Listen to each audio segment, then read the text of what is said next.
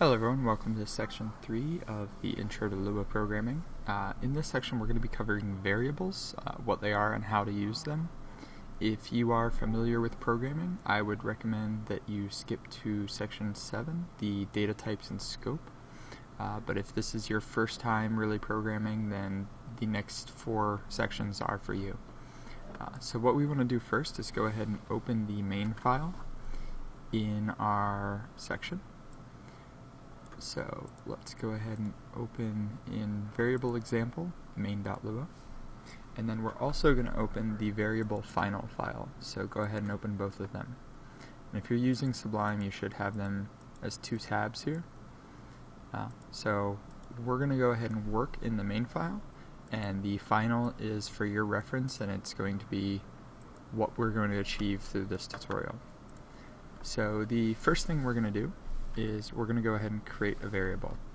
So we're going to name our variable var for the majority of these tutorials. So we're going to say var equals 1. So go ahead and create that line of code, and then the next line we're going to do is print var. So in this situation, var is a basic variable in Lua.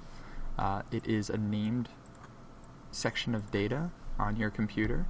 So as it stands now, var would equal 1, or it would be 1, but it's something that we can change later and switch what var actually stands for. So let's go ahead and run this code. So Corona editor, do run project. And once we get that loaded up, you should see in your console the number 1. So this printed var. This printed the value that var is, so var is 1, so it printed 1. So let's go ahead and try changing var to 5. And when we save, it'll rerun. You'll see now it's showing 5. So var will be whatever you put on the right of this expression, of this equal sign, var will become. So if we do var equals 1 plus 1, and we save it, we will see that var shows as 2, as the value.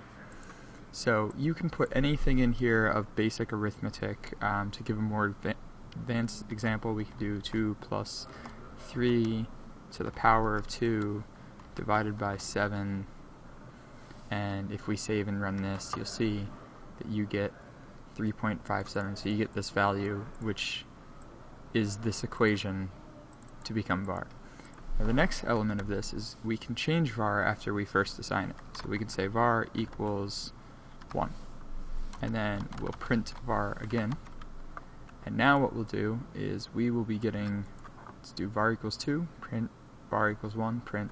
We're going to get 2 print statements, what var equals here and then what var equals here. So we should get a 2 and then a 1.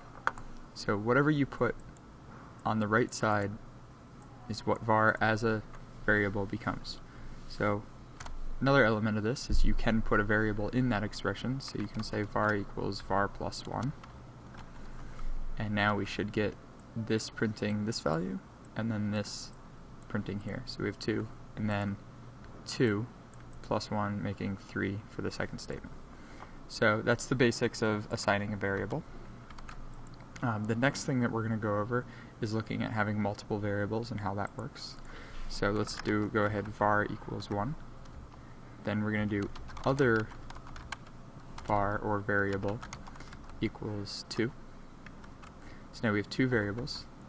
So now let's do var equals other variable.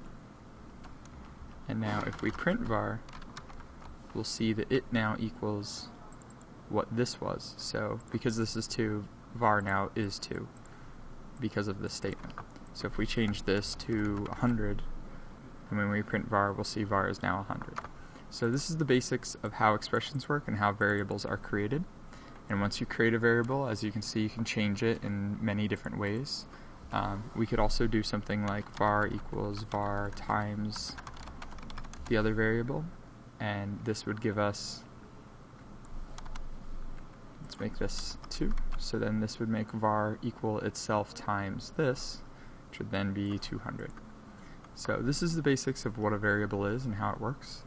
And if you look through this example, it shows some of the various ways that you can deal with changing and creating variables. And one last thing I want to show you is that in a print statement, If you put a comma and then a second statement, it will print both of those with a tab between them.